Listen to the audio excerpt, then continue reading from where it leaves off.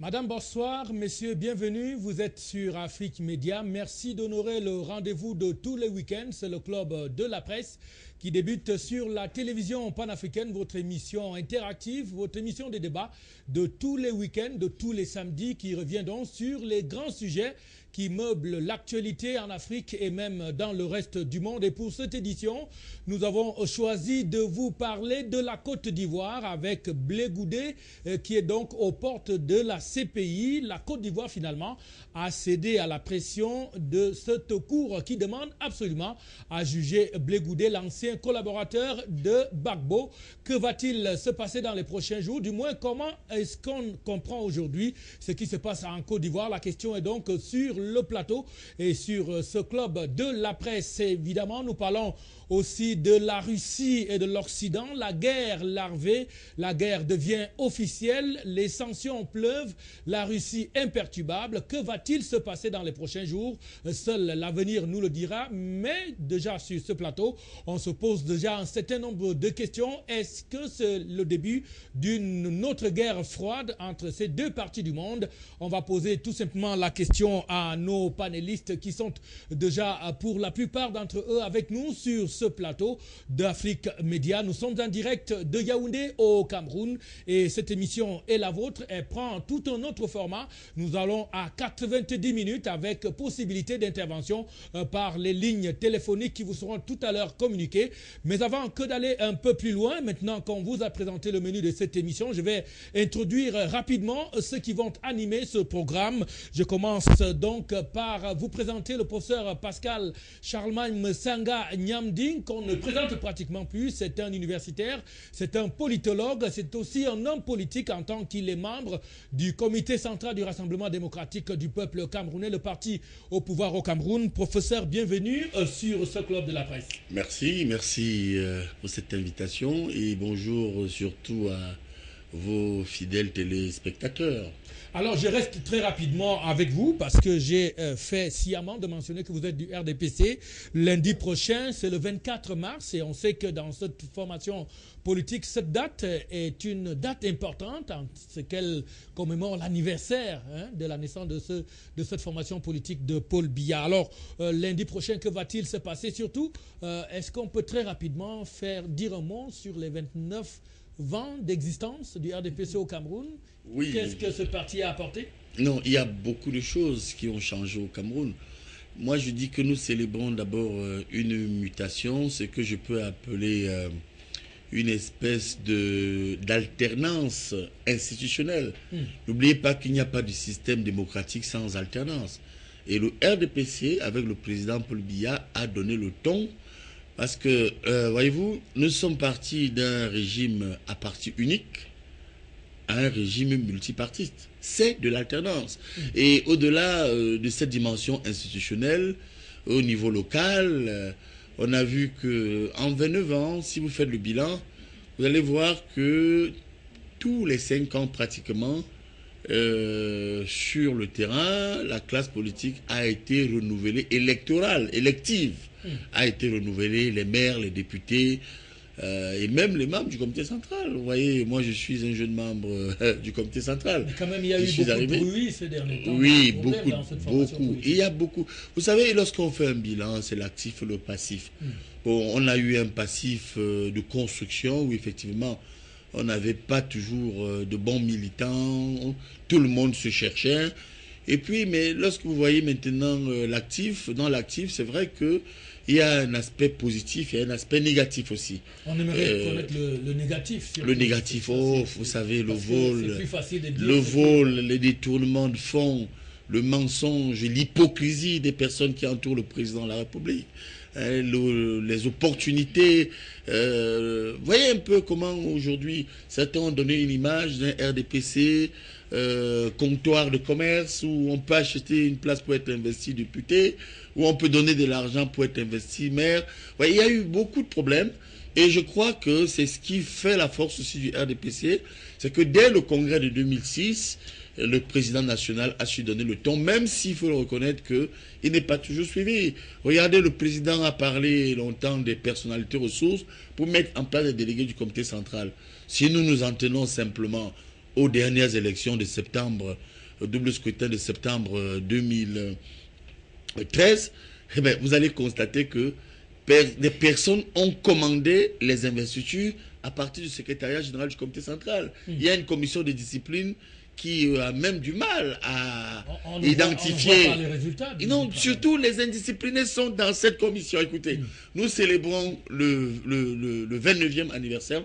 Moi, je pense que cela aurait pu être une occasion pour qu'il y ait des délégués avec une commission de conciliation et de médiation pour qu'on puisse quand même se regarder en face. Imaginez-vous, moi je vais dans le CAM, après d'ailleurs cette émission, je prends la route pour Douala puis pour Yabassi. Mais vous voyez, nous regardons aujourd'hui en chaîne de faïence. Quelle attitude vais-je avoir lorsque j'aurai en face de moi les camarades qui sont à l'origine de la défaite du RDPC dans l'ONCAM, Bokoko Mbonjo et ses amis, notamment Kwedi Bataki. Donc on n'a rien fait. Et c'était ça la mission, je peux appeler, raté du comité central. Il fallait regrouper à un moment donné, partout où ça a implosé, à Ngambé, à Yabassi, Douala Premier, à l'extrême nord, à Monatel, un peu partout.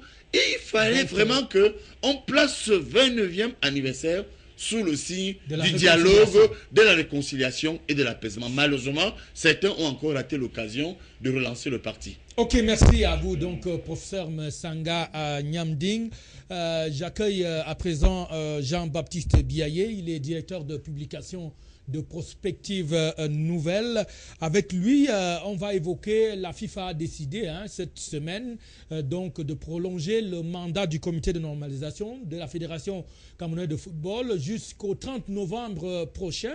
Ça fait donc 8 mois supplémentaires pour Joseph Owona et ses camarades de continuer donc leur travail de normalisation. Mais déjà, le sujet faisait déjà parler dans le Landerneau Cameroun. Alors Jean-Baptiste, bienvenue à l'émission. C'est une bonne nouvelle pour vous que ce mandat soit prolongé. Bonsoir Patrick Eya, bonsoir à tous les téléspectateurs d'Afrique Média. Je voudrais dire que la nouvelle ne m'a pas particulièrement surpris, puisque nous suivions cette affaire-là depuis le début, étant entendu que le Cameroun était qualifié à une phase finale de Coupe du Monde. Eh bien, il était de bon ton qu'on laissa le comité de normalisation, n'est-ce pas, organiser très bien cette participation-là pour voir le reste après. Moi, ce qui me crée de véritables démangeaisons cérébrales, c'est que on a prolongé encore pour 8 mois, alors qu'en réalité, les mêmes missions qu'on a assignées et qui allaient jusqu'au 31 mars prochain sont restées les mêmes. 3 missions principales, à savoir la gestion des affaires courantes, la relecture ou plutôt la refonte des textes de la fédération, et ainsi que l'organisation des élections, notamment et enfin à la tête de la fédération. Non, ce que je voudrais dire de manière prosaïque, c'est que lorsque vous prenez la toute première mission, à savoir la gestion au quotidien des affaires courantes, vous vous rendez compte à l'évidence qu'en donnant encore 8 mois supplémentaires à l'équipe de Joseph Owona, eh bien, il va se poser une question de la gestion des championnats nationaux. Et donc la fédération va être comptable de tout ce qui va se passer par rapport à la gestion de ces championnats-là. Je pense notamment au championnat de football féminin, je pense au futsal, au football jeune, puisque ces championnats-là ne sont pas organisés par le championnat professionnel. Le championnat professionnel... Mais de manière globale, voilà, le travail qui a été fait pour les 8 premiers mois, le bilan, comment est-ce que vous l'évaluez? Je n'ai pas les éléments. Est-ce qu'on peut dire que le comité a échoué jusque-là, puisque là... Je ne peux pas le dire, étant entendu que nous n'avons pas ce travail-là de manière visible et lisible. On a donné des missions au comité. Le comité aujourd'hui n'a pas rendu sa copie. Si vous prenez par exemple la refonte des textes, nous entendons d'ici que le comité a travaillé énormément sur les textes, notamment les statuts, qu'il a épluché un certain nombre de textes. Il y en a, je crois, une dizaine, 8 pour être qui ont été envoyés à la FIFA. Qui ont été envoyés à la FIFA. Est-ce que la FIFA les a retournés au comité pour que le comité les adopte en Assemblée générale? On n'a pas beaucoup avancé sur cette question. Donc je pense qu'il n'y a pas de visibilité et de lisibilité en ce qui concerne le travail. De toutes les façons... Donc je ne peux pas le mesurer, je ne peux pas le quantifier, je ne peux pas le juger. Ce qu'il y a lieu de remarquer, c'est que comme dans notre pays, il y a toujours ce qu'il est communément appelé bande de jouisseurs et la Coupe du Monde se profilant à l'horizon, qui génère près de 4 milliards de francs CFA au Cameroun.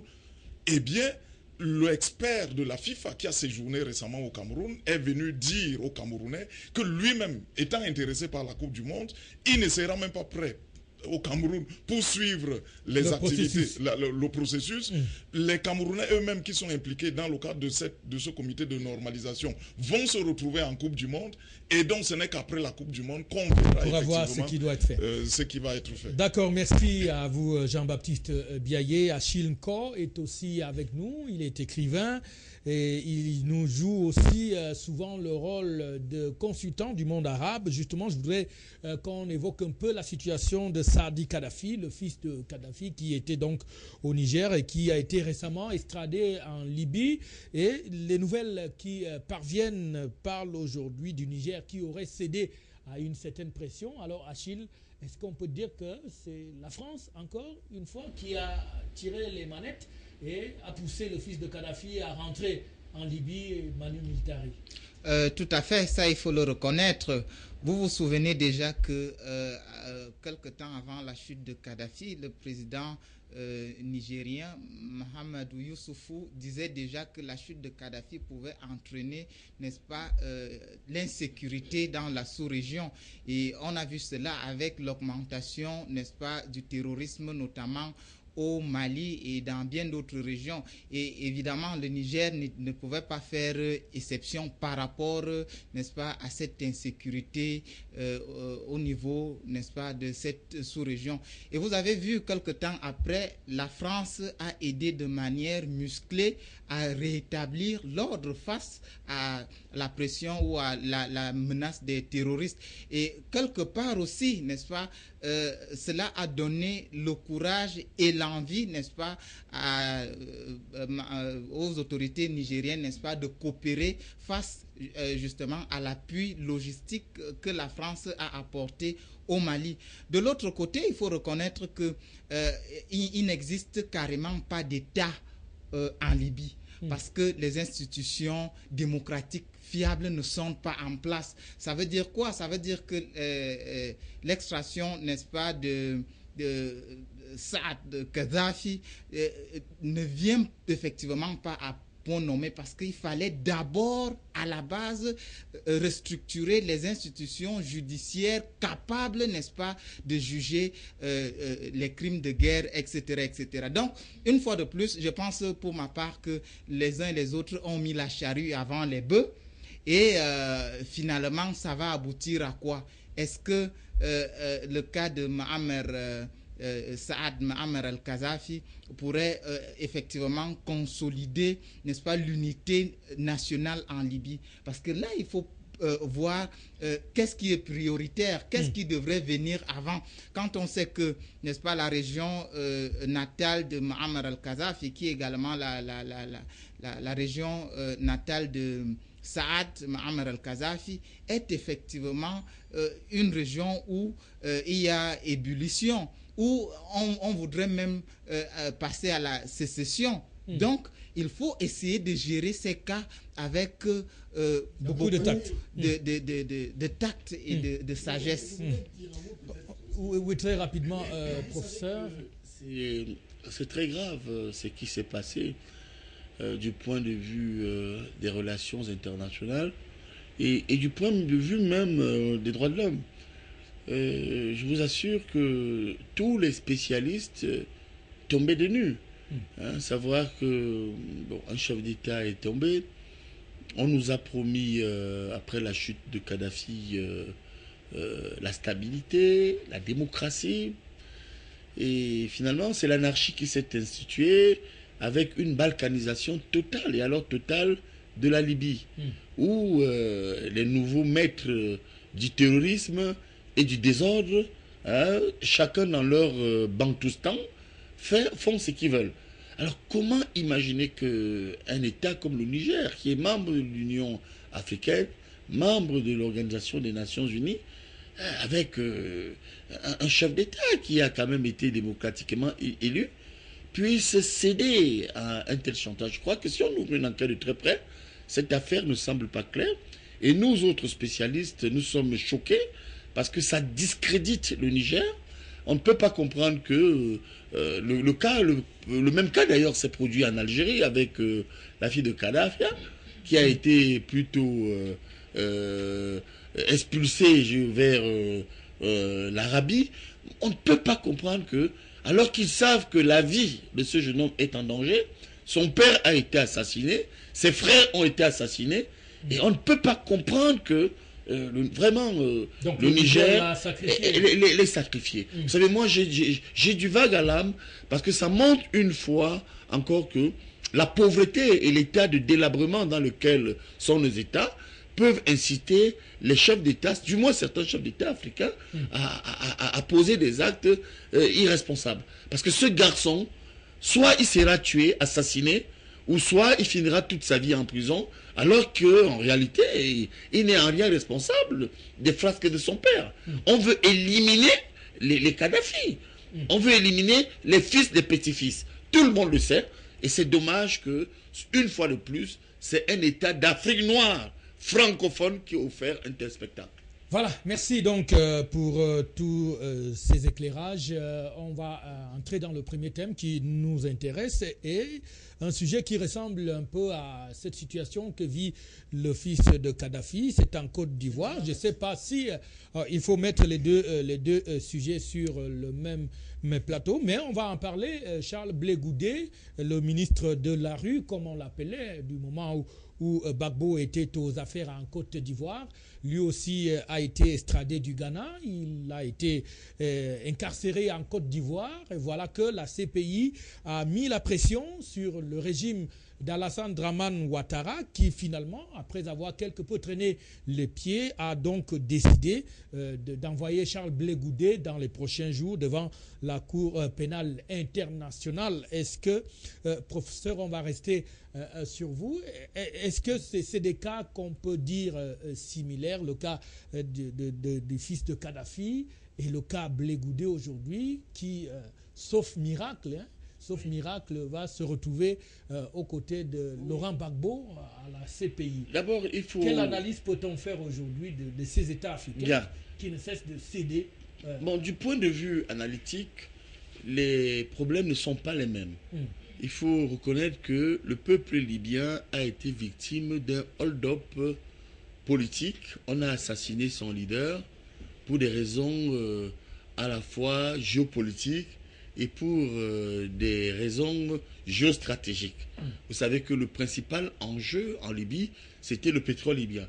C'est-à-dire certaines personnes ont estimé en Occident que on ne pouvait pas garder un Arabe de Suko, un Africain.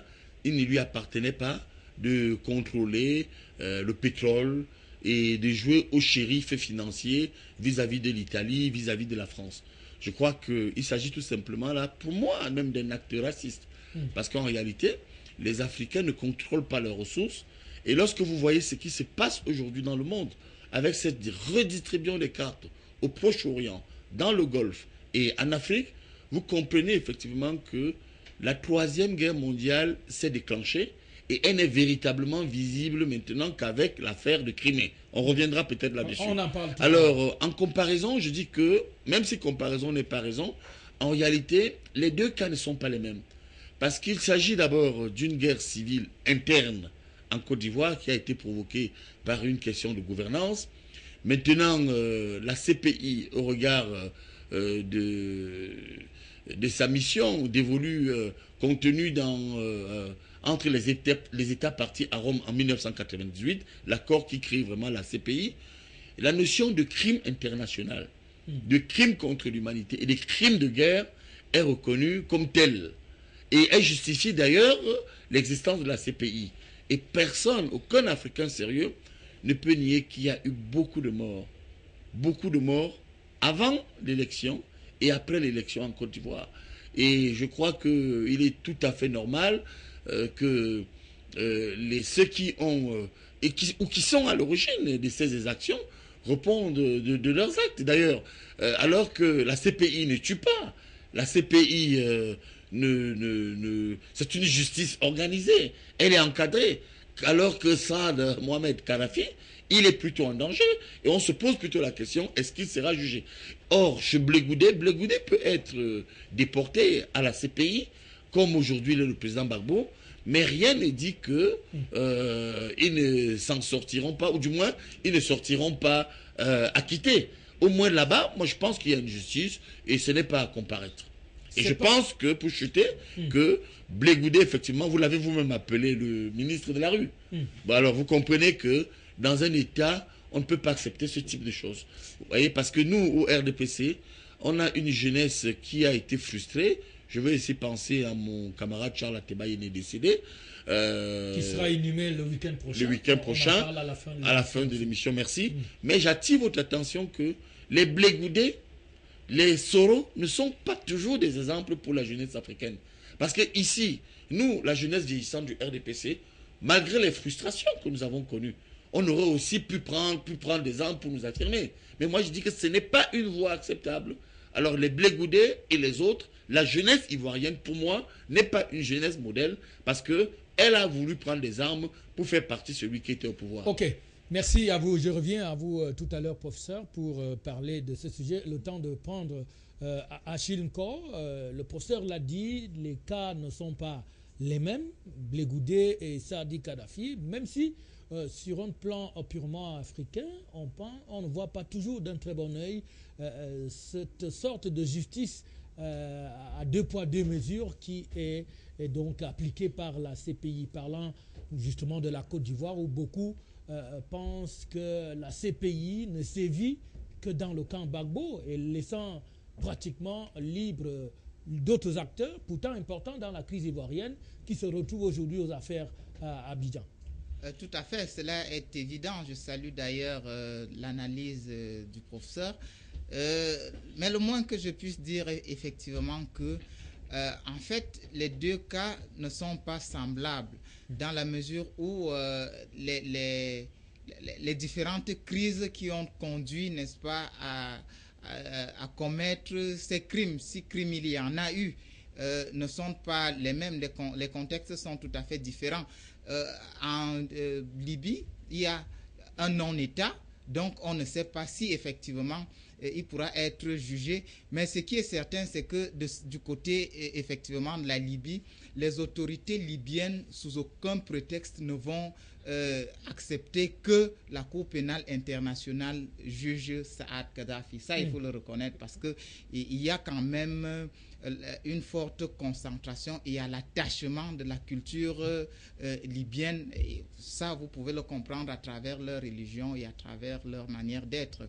De l'autre côté maintenant, pour ce qui est, n'est-ce pas, de la Côte d'Ivoire, en fait, c'est regrettable parce que jusqu'aujourd'hui, les Africains sont incapables, n'est-ce pas, de juger de manière impartiale. C'est-à-dire, la juridiction en Afrique n'est pas impartiale. On a l'impression que c'est des institutions qui ont été mises sur pied par un groupe de personnes, c'est-à-dire des institutions modernes, en fait, qui ont été mises sur pied pour, n'est-ce pas, détourner l'intérêt public vers un intérêt clanique. C'est ça qui fait problème ici, là. Donc, pourquoi est-ce que la CPI ne s'intéresse qu'aux Africains? Sûrement aussi, on dira que ce sont les Africains qui sollicitent l'intervention de la CPI. Mais toutefois, il faut se poser un certain nombre de questions. C'est-à-dire, la Cour pénale internationale peut soit elle-même s'intéresser à certains cas ou alors attendre effectivement que les pays en question demandent qu'elle intervienne.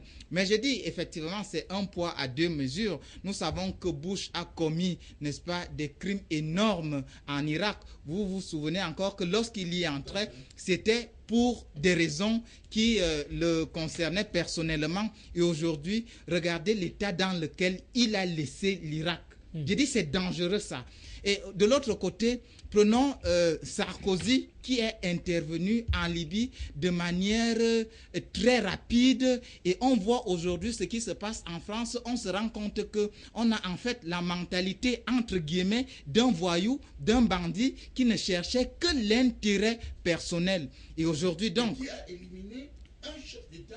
Et qui a éliminé un chef d'État africain. Mais je ne il n'est pas inquiété par... Il n'est pas inquiété parce que... Il n'est pas inquiété. Il ne sera jamais inquiété. Pourquoi? Parce que les Africains eux-mêmes, en fait, baissent la culotte devant ces institutions-là. Je vais vous dire une chose. Lorsque vous voyez le Niger réagir tel qu'il a réagi là, face au cas du fils de Kadhafi, vous comprenez que c'est déplorable. Les Africains, on a vraiment l'impression qu'ils sont incapables. Ben, c'est pas parce qu'ils sont incapables, mais je me dis tout simplement parce que leur aide est conditionnée à un certain nombre de choses. Mais je crois que viendra très bientôt le moment où les Africains vont eux-mêmes repenser, parce que le plus difficile, c'est quand on se trouve devant une élite qui ne cherche que le pouvoir et qui ne cherche pas l'intérêt de l'Afrique. Aujourd'hui, je pense que Mohamed Youssoufou devrait en fait se concerter avec l'Union africaine pour pouvoir prendre un certain nombre de décisions. Et il faut toujours que l'Union africaine se lève et qu'elle joue son rôle, le rôle qui est le sien. Qui est le sien. Non pas, vous voyez par exemple comment fonctionne l'Union européenne aujourd'hui. C'est-à-dire, en termes de diplomatie, l'Union africaine doit se lever. Alors, Jean-Baptiste Biaye, on sait que la Côte d'Ivoire était lancée dans un processus de réconciliation nationale après la situation, la crise que ce pays a vécue. Maintenant, voici qu'arrive à nouveau, après Laurent Gbagbo, le sujet Blé Goudé. Est-ce que cette situation ne va pas quelque part venir déstabiliser la Côte d'Ivoire, qui était déjà, pour certains, sur la bonne voie de la réconciliation? Eh bien, Patrick Keya, il n'y a pas de crime parfait. Et comme il n'y a pas de crime parfait, j'accuse les Occidentaux de continuer à fomenter, j'allais dire, les divisions, voire même la balkanisation de l'Afrique, alors que cette affaire tentait déjà à être oubliée avant, puisque nous avons connu ça avant les indépendances, au nom des intérêts des peuples européens en Afrique. Parce que lorsque vous posez la question sur les crimes qu'on reproche à Charles Blé Goudé aujourd'hui, on est en droit de se poser un certain type de questions. Qui a plus tué en Côte d'Ivoire que qui, pour être traduit aujourd'hui devant la Cour pénale internationale? Est-ce la France? Est-ce la France dont on sait qu'elle se cachait derrière la communauté internationale pour, j'allais dire, entretenir la guerre en Côte d'Ivoire? Non, vraiment, il faut qu'on se pose sérieusement la question. Donc vous estimez que les responsabilités sont... Non, partagées? les responsabilités... Je prends bien les interventions des uns et des autres tout à l'heure sur le sujet, du professeur notamment et de l'autre. Mais je voudrais qu'on se pose cette question pour voir à peu près ce que les Occidentaux cherchent avec les Africains. Alors, voilà une Cour pénale internationale. Voilà une Cour pénale internationale qui n'est capable à juger que les Africains. Aujourd'hui, il y a quelqu'un Jean-Baptiste, on revient à que vous. Tout le monde accuse. Oui, on va aller au téléphone. Voilà. Il y a Victor qui nous appelle depuis Accra, au Ghana. Alors, Victor, bonsoir. Est-ce qu'il est en ligne, Victor? Oui, ça va se couper. Bonjour, c'est formidable que je suis Victor, votre vous émission. voulez réagir sur le sujet? Oui, je suis en ligne, je vous entends.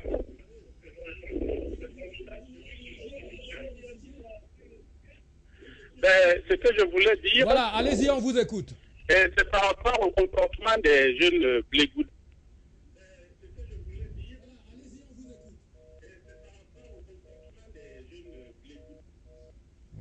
Il est parti. Malheureusement, Victor est parti. Il va certainement revenir. Je rappelle aux téléspectateurs qui peuvent nous joindre à partir du 237 22 71 78 02. Ça ne sert à rien de vouloir appeler sur l'autre ligne. Réagissez tout simplement par SMS sur le 237 99 10 10 05. Alors, Jean-Baptiste Biaye, je reviens à vous. Oui, j'étais en train de remarquer avec l'ensemble d'un certain nombre de téléspectateurs, notamment les téléspectateurs africains, que voilà une CPI qui est quand même forte à juger uniquement les Africains. Il y a Gbagbo aujourd'hui qui a été traduit devant la CPI. Maintenant, Charles Blé Goudé est sur la voie d'être jugé devant la CPI. Alors, Monsieur Bemba est déjà là-bas. Alors qu'au même moment, on vous annonce un certain Bachar al-Assad, que tous les Occidentaux trouvent que c'est, j'allais dire, c'est un dictateur, mais qui n'est pas traduit, curieusement, devant, n'est-ce pas, la Cour pénale internationale. Alors que dans son pays, on compte également, en tout cas, on nous fait croire qu'il tue également énormément dans son pays. Pourquoi il y a une justice de 2 poids, 2 mesures? Donc, de ce point de vue, on peut simplement s'interroger, non pas pour remettre en cause fondamentalement cette institution internationale, mais pour voir à peu près quels sont ses moyens et ses méthodes de jugement, notamment en ce qui concerne les Africains. Je voudrais par ailleurs dire que si Charles Blé Goudé est aujourd'hui traduit devant la Cour pénale internationale, il faut quand même remarquer que cela va se passer dans un contexte tout à fait particulier. Particulier parce qu'en Côte d'Ivoire, Monsieur le Président de la République, Alassane Ouattara, son état de santé est tout à fait fragile. Vous le savez, depuis quelque temps, il est malade. Et les observateurs pensent que s'il venait à disparaître, ce qui n'est pas mon souhait, aujourd'hui, qui sera véritablement son successeur en Côte d'Ivoire? Et cela ouvre, cette réflexion ouvre un boulevard à Guillaume Soro, qui visiblement est bien placé pour succéder à Alassane Ouattara. Et comme tout le monde sait que l'antidote, si vous me passez l'expression, de Guillaume Soro en Côte d'Ivoire était le jeune Charles Blé Goudé, et donc très vite, il faut le récupérer et l'envoyer à la CPI. Donc vous parlez là des calculs politiques qui sont faits à travers la CPI. Rien n'est fait au hasard. Je vous assure que c'est l'avenir de la Côte d'Ivoire qui est en train de préoccuper les Occidentaux. Okay. Donc, si le boulevard s'ouvre pour Guillaume Soro, qu'il devienne président de la République, or, sachant que Guillaume Soro et le jeune Blé Goudé qui ont fait leurs armes dans les milieux estudiantins avant d'embrasser la politique, comme tout le monde le sait. Et donc, on se dit, eh bien, voilà quelqu'un qui risque de gêner, n'est-ce pas, Guillaume Soro, s'il devenait président de la République. Autant mieux l'écarter de la Côte d'Ivoire, l'envoyer à la CPI, faire traîner son procès pendant plusieurs années devant la CPI, comme c'est le cas aujourd'hui pour Gbagbo, qui ne connaît pas son sort jusqu'aujourd'hui. Je ne sais pas comment cela se passe. Et donc, je pense que la machination qui est mise en place vise cela. Or, en même temps, vous avez la femme de Gbagbo, qui est toujours maintenue en Côte d'Ivoire, qui n'est pas, elle, envoyée à la CPI, alors qu'on reprochait également à cette brave dame, n'est-ce pas, les crimes contre l'humanité. Donc, finalement, on repose la question de savoir que veut la CPI, où va la CPI, à qui profite le crime. À qui profite finalement le crime. Ok, avant de passer la parole à Joseph-Marie Fils Djama, qui est déjà avec nous, l'Occident prépare les prochaines élections présidentielles en Côte d'Ivoire en traduisant Charles Blé Goudé devant la CPI. C'est un message que nous recevons. Nous rappelons aux téléspectateurs d'appeler plutôt sur l'autre ligne, la ligne 237 22 71 78 02. celle de 99 10 10 05 est réservée uniquement pour les messages. Donc, ça ne sert à rien d'essayer de nous joindre à partir de cette deuxième ligne. Appelez la ligne qui s'affiche actuellement au bas de votre petit écran. Et là, on pourrait vous permettre d'intervenir en direct dans cette édition du Club de la Presse. Le temps pour moi d'évacuer très rapidement cet autre message. Moi, c'est Tchatchané Guy Merlin. Je suis du même avis que JB. C'est dommage pour Ouattara. Il restera esclave des Blancs toute sa vie. C'est un message qui nous vient donc de Tchatchané qui nous écrit depuis Accra. C'est donc au Ghana. Un autre message. Bonsoir. Le cas Blé-Goudé, autant pour moi, à la CPI est l'acte des Français qui visent à satisfaire leurs intérêts à travers le gouvernement actuel en Côte d'Ivoire. C'est ce que pense Bonas qui nous écrit donc depuis Douala au Cameroun. On va prendre très rapidement, on va prendre Joël qui est au téléphone, professeur. Joël qui veut certainement intervenir très rapidement. Joël, on t'écoute sur le sujet. Oui, allô.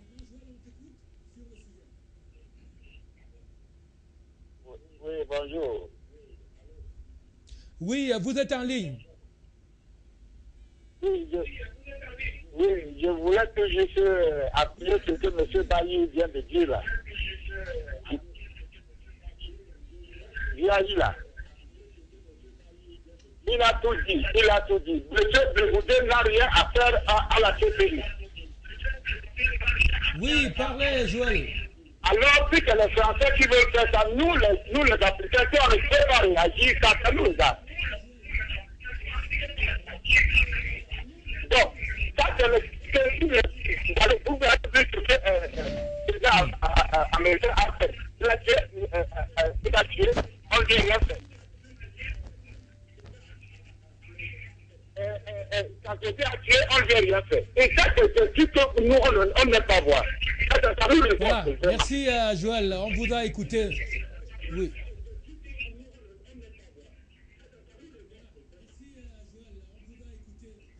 Voilà, on va permettre très rapidement. En 30 secondes, je voulais ajouter quelque chose. Oui. Je pense que les Africains restent un peu émotifs et ont tendance toujours à mettre en avant le patriotisme et le nationalisme. Reconnaissons tous que, du point de vue analytique, le président Gbagbo est arrivé aux élections avec à peine 10% d'Ivoiriens qui avaient voté pour lui. Il a mis pratiquement 10 ans au pouvoir.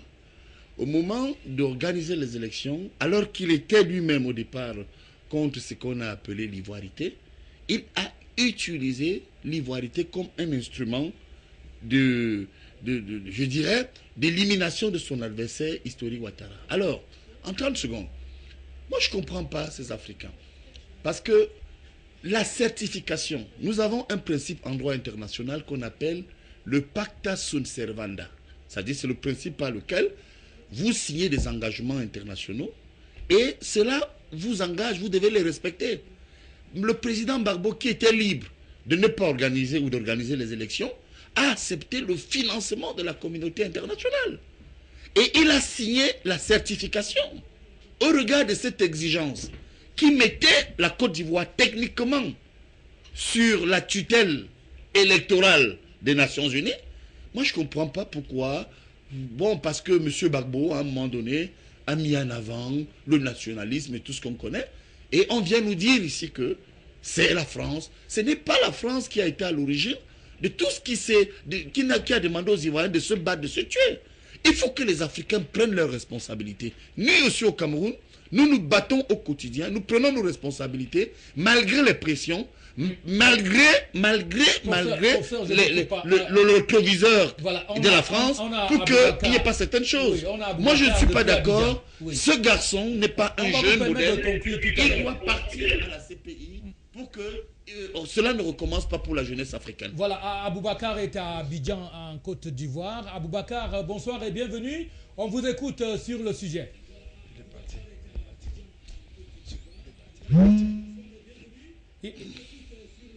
mais malheureusement, Aboubacar est parti. Alors je chute, non? Joseph Marie, oui, justement. Oui, alors je chute pour dire que il est temps que les Africains et la jeunesse africaine se remobilisent autrement. On ne peut pas accepter que ce Blé Goudé, qui se comportait en shérif, aujourd'hui, donne l'impression qu'il y a une victimisation de la cause. Il y a des problèmes, comme il a dit d'ailleurs notre panéliste tout à l'heure. On arrête. Oui. Aboubacar. Aboubacar.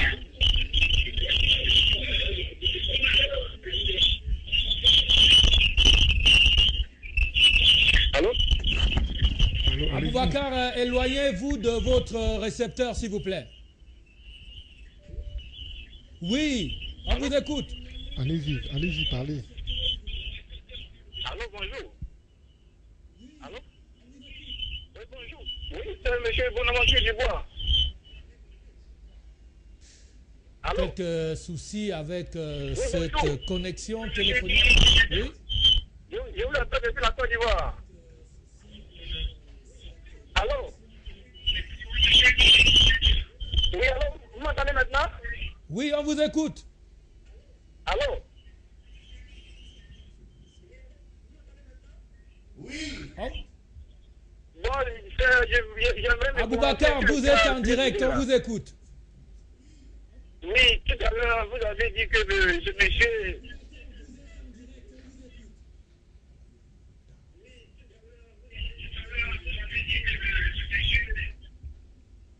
Tout à l'heure, vous avez dit que M. Blé Goudé a foutu la main en Côte d'Ivoire. Ok, mais moi, j'aimerais vous dire que si Dramane Alassane Ouattara, veut vraiment la paix, il veut vraiment la réconciliation en Côte d'Ivoire, ce n'est pas la peine d'envoyer M. Blé Goudé à la CPI. Parce que vraiment, je trouve que c'est pas normal. C'est pas normal. Il est vraiment apte à juger Blé Goudé en Côte d'Ivoire. Du moment où Mme Blé Goudé peut juger en Côte d'Ivoire, il peut aussi juger Blé Goudé. Voilà.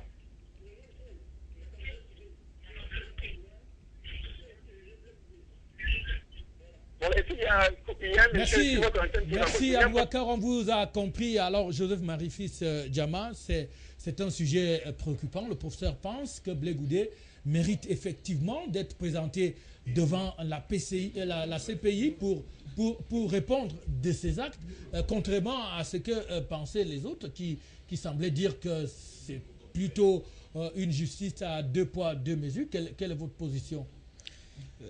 J'avouerais qu'à entendre parler le professeur Messanga Nyamdjing, Jean-Baptiste et Achille Kor, j'éprouve beaucoup de pitié. J'éprouve beaucoup de pitié pour les Africains parce que, voyez-vous, les Africains ne veulent pas grandir, les Africains ne veulent pas mûrir, les Africains ne voudraient pas être responsables. Qu'est-ce que la responsabilité? La responsabilité, c'est la capacité de savoir où on va, ce que l'on veut, et d'en assumer les risques et les conséquences. Aujourd'hui, voilà un peuple d'individus que nous composons et qui ne savent pas, 60 ans après les indépendances, comment mettre de côté les risques ou encore braver les hypothèques dans tout ce qu'ils veulent pouvoir amorcer. Les Africains passent leur temps à pleurnicher et ils oublient les contes de Jean La Fontaine qu'on nous récitait jadis lorsque nous étions à l'école primaire. La raison du plus fort est toujours la meilleure. J'invite chaque Africain à acheter encore ce petit bulletin des fables de Jean La Fontaine et de le mettre au chevet du lit. Je m'inscris en faux à côté du professeur. Tout à l'heure, on a parlé de la Libye. J'en arrive. Oui. On a parlé de la Libye. On a parlé de la Côte d'Ivoire. On a oublié l'Ouganda. On a oublié le Soudan. On a oublié le Rwanda. On oublie la Centrafrique ici. Mais lorsque... Je reviens à vous. Awa et à Brazzaville, au Congo. Priorité à ceux qui sont au téléphone. Depuis Brazzaville au Congo, Awa, on vous écoute sur le sujet.